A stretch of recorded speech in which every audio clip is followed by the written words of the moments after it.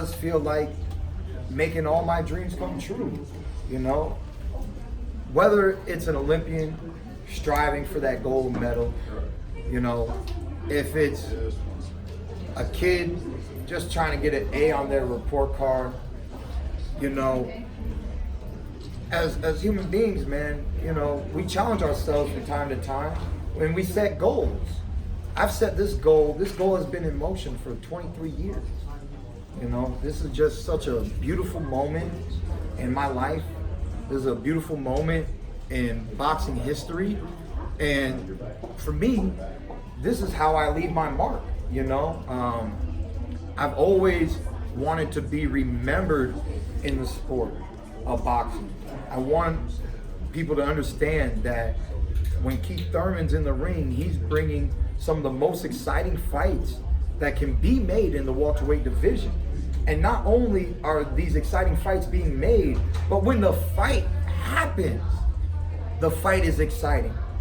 You know, I just want people, the real fight fans, the real boxing heads, you know. I know there's a lot of different talk out there, but it's not over till it's really over. When it's all over, I just want people to say, you know what? I really did enjoy watching that boy, Keith One-Time Thurman. Does it touch you the fact that you're former unified champion and people just kind of forgot about you because you've been inactive the last couple of years, like those 2 belts that you won didn't exist? Hey man, you know, that's the sport of boxing. We say all they remember is your last fight, right? So Keith Thurman is somebody who almost got knocked out in the 7th round if you're that kind of person with that kind of, you know, analysis, you know? But to me, in retrospect of myself, Keith Thurman is a great champion who's fought through adversity and diverse characters. He's fought southpaws, multiple southpaws throughout his career. He's fought several undefeated fighters throughout his career. You know, at the end of the day, you know, I unified 2 world titles, and inactivity, it wasn't a blessing, you know.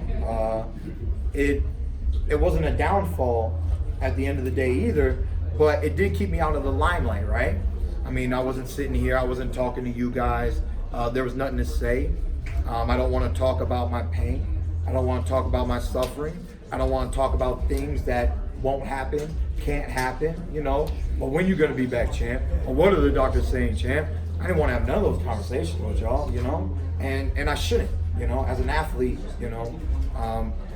To me, it would feel very negative. I enjoy positive moments in life. I enjoy positive moments in my career. And right now, we're living out one of the most positive moments of my professional boxing career. Keith, Keith, it's not very often a fighter's ever 100% going into any fight, but if you had to say what percentage you are healthy right now before this fight, what would you say? Healthy enough to whoop some ass. And that's all that matters, man. We're here, you know. You never know. Injuries can be right around the corner. I wish Keith One-Time Thurman was a fighter who never got injured throughout his career. You know, to not be injured in professional sports in general, football, baseball, basketball, soccer, hockey, you know, to not be injured, to go throughout your professional career and not be injured, that in itself is a true blessing, okay?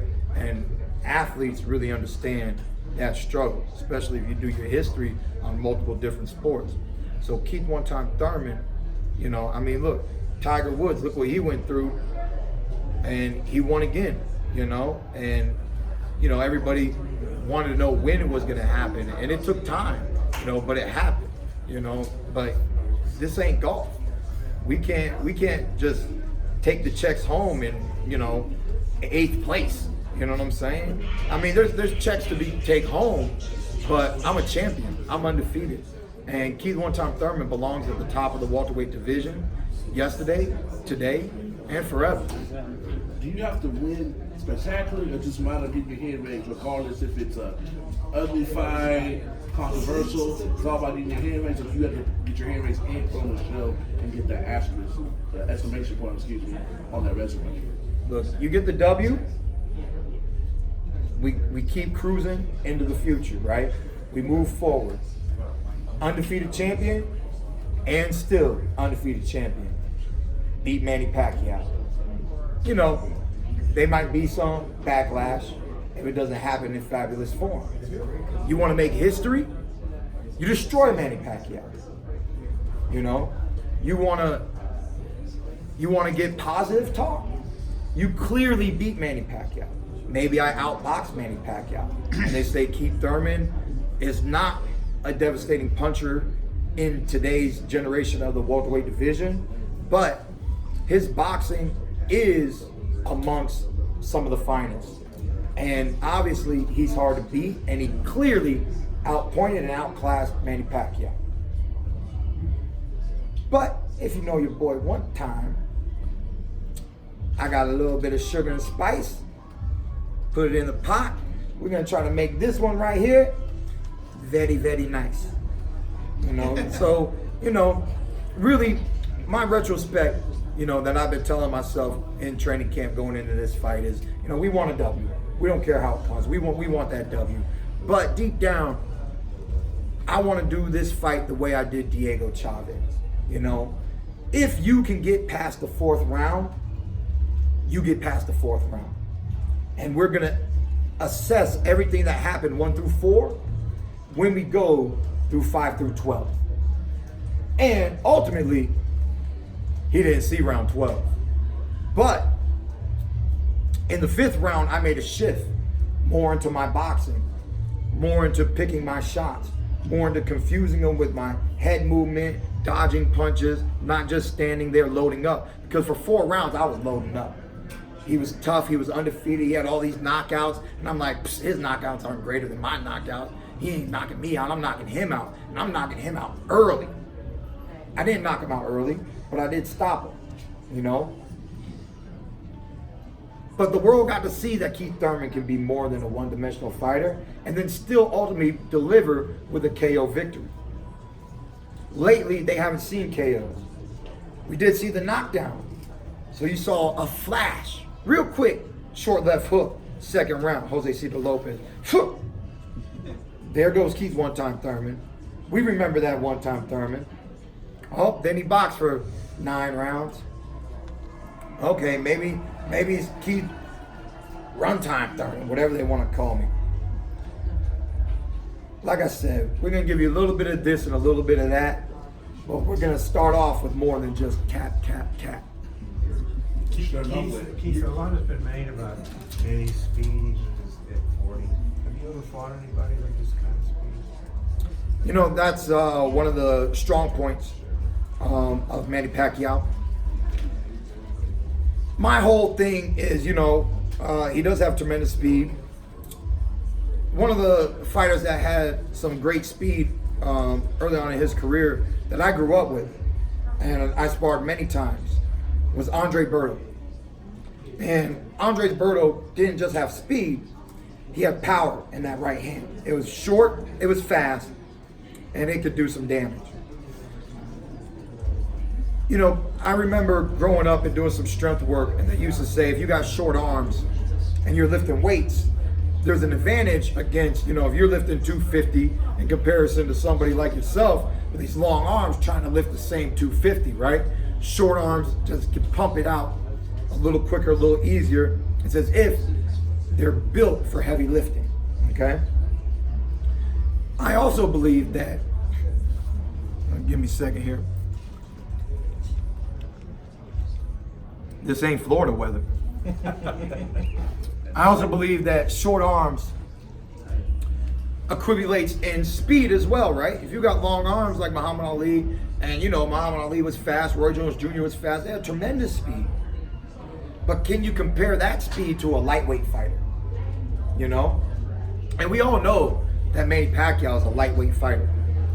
So lightweight fighters, not only do they have higher punch outputs on average, but they come into the ring with tremendous hand speed. The advantage is he does have short arms. So if he wants to hit me, he has to be in a zone that I can hit him. And to make up for those short arms, he's utilized a tactic throughout his career that's also very fast, and that's his in and out movement, his feet. So not only does Manny Pacquiao have fast handwork, he has fast footwork. Ultimately, it can be a problem. He might slip a few good punches in. He might catch me off guard. Like I said in the face-to-face, it's just another fight. It's just another black eye. Ain't nothing we ain't never felt before. If he gets me down, he better have me out, because I'm coming. I want to trade with Pacquiao. Because like Ben Getty used to tell me ever since I was 13, 14 years old, I don't care who it is, boy. You hit him with 8-ounce gloves, oh, they gonna do a pretty little dance. Manny Pacquiao's no different. Keith, how much do you attribute Pacquiao's last two performances to his opponents? He looked good in the two fights, but how much? You know, matchmaking is one of the aspects of this professional sport. You know, and I do believe that he looked good, but it's not only matchmaking. The number one thing about Pacquiao is looking back at those two fights, and then him going into this fight, is he's been active. You know, he might be 40 years old, but he's an active fighter. And we all know that when fighters are active, they really sometimes can continuously bring out the best in themselves. Even a tremendous champion, similar to myself, when they suffer through inactivity, you might not see the best of that athlete. So I know that I'm getting the real Manny Pacquiao, even at the age of 40. But the way Lucas Matisse fought, he let Pacquiao do too much. The way Adrian Broner fought, they let Pacquiao do too much. And both fighters have one thing. Well, I have one thing that both fighters didn't have. Size advantage, reach advantage, and the ability to really not give a fuck. I'm not afraid to let it go. If you're gonna beat me, beat me. I'm living a dream.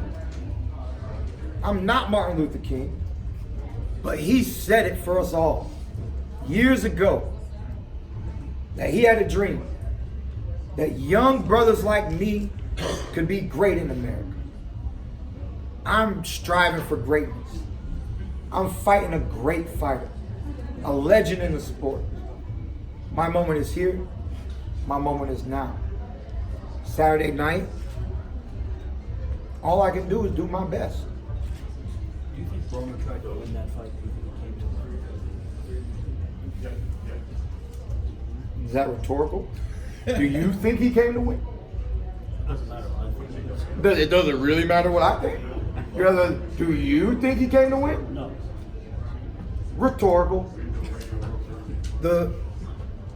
I mean, it's hard to say that you come to win if you're looking at the fight clock in the fight. I saw it. Did you see it? You know, I'm not going to say that, like, you know, fighters don't look at the fight clock in the fight. But if you're coming to win, are you looking at the fight clock in the fight?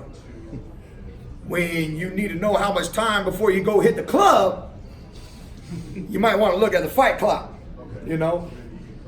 It's good to know where you're at, though. You know, I'm not going to fully disrespect AB. It's good to know, you know. Maybe he really wanted to know, like, you know, shit, man, where we at? All right, that's where we at. I got this. Let me handle this. You know what I mean? It's good to know, you know. If you got 90 seconds left, if you got 60 seconds left, if you got 45 seconds left, it's good to know. But if you're going to look at the fight clock, and then you come back and fight, that shows you're trying to win the round. I just believe that Keith one-time Thurman is a very, very different fighter. I believe that I present a challenge, not to one, but to all in the welterweight division. Win, lose, or draw. Majority decision, split decision. You boxing Keith Thurman. You boxing a boy that's nice. You boxing somebody that knows a thing or two. or 3 or 4 or 5, 6, 7, 8, 9, 10. I know this game.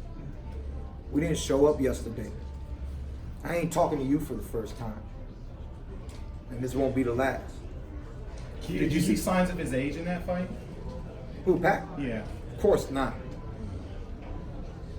Shit, man. When I saw him beat Adrian Broner, I was cheering for Adrian Broner. And I knew I wanted this paycheck. I knew I wanted this paycheck. Now, I was cheering for Adrian Broner because I just want somebody to show the world Pacquiao's not that dude no more. AB didn't do it. I get a shot. Do I do it? We on the clock. We're gonna find out real soon, you know. But I just really believe that the welterweight division has new superstars. That there's just a new set of talent that truly is at the top. New legends in the making. It's okay to be a legend. You know? It's okay to be a living legend who is still competing in the top 10. But are you top 5? Do you belong on the starting 5? Or do they got to bring you in the game in moments where it's necessary? And like I said, that's what made me cheer for Adrian Broner, you know? And I told everybody, you know, I wanted the AB that, the one that everybody said, this kid's the next Floyd Mayweather. There was a time, we all remember, where we admired all the skills and talent that was within Adrian Broner. And there's still people that still do. It's not up to us, it's up to him to bring it out. And not just show us, but show his opponents what's really good. When Manny Pacquiao defeated Adrian Broner at the age of 40, 1 week prior to Keith Thurman having a comeback fight against Jose Cito Lopez in Brooklyn, New York, it was so motivational. It was so inspiring to watch a 40-year-old man throw combinations like that, let his hands go, rock a young fighter who has skills and talent. It was so motivational. At 1:30 in the morning, in my Yeezys, I go out and run. I got rained on. In my Yeezys, I'm still running. Luckily, I just bought them. Had my pops wash them. They came out looking fresh, brand new, you know. But who cares about your Yeezys when you're trying to get back in the sport that you love? You know, the one thing that people really don't understand about fighters is the sacrifices that we made to be where we are today. And it doesn't even matter if you've just lost 2 fights in a row. You know, we've seen in boxing history, we've seen fighters have comebacks. Now, there's a lot of people who analyze the fight game and analyze us based off of our performances. And if you see a fighter lose 2 fights in a row, obviously his stock goes down. When stock is going down, it's hard to buy in. Not a lot of people are going to have faith. But just like the market, it can be volatile. The sport of boxing can be volatile. You can watch somebody go up. You can believe that they're the next greatest thing. Then you can watch them go down. But if they really do have that inner spark, you can watch them climb back up to the top again. Not every fighter is that kind of fighter. Muhammad Ali was one of those kind of fighters. This is our last question. Keith, you get your hand raised on Saturday. You're a historian of the sport. Does this make you a surefire Hall of Famer? Is this that gold seal you need to go up to New York and get your due whenever you call it? Go to the Hall of Fame, baby. I'm already there. I'm already there. I donated my trunks, my robe, and my gloves from when I unified against Danny Swift Garcia. That was history in the making. It's been so many years since an undefeated welterweight champion unified with the WBA and the WBC against another undefeated welterweight champion. Keith one-time Thurman has already made history, but how much history can I make? That is the ultimate question. And that's what Saturday night is all about. Keith, why the game over shirt? Is that for Pac-Man? Is that a sign? Or what is it? Of course this is for Pac-Man, baby. It's the grand arrival. Keith one-time Thurman showed up and the game's already over. The back of the shirt, you remember the games. It says, would you like to continue? It says yes and no, but no's already selected, baby. Come on now. This is game over for real. This is game over. You at the arcade, you came with $5, but you out of your dollars. There's no more quarters, baby. You cannot continue. That really means the game is over. What is your ring, by the way? Huh? What is your ring? This ring is a platinum line. It's the first gift that was ever given to me by my wife. Ah. Before we were ever engaged, she gifted me a ring. It says, I'll cherish this forever. And it's one of a kind. What does this signify?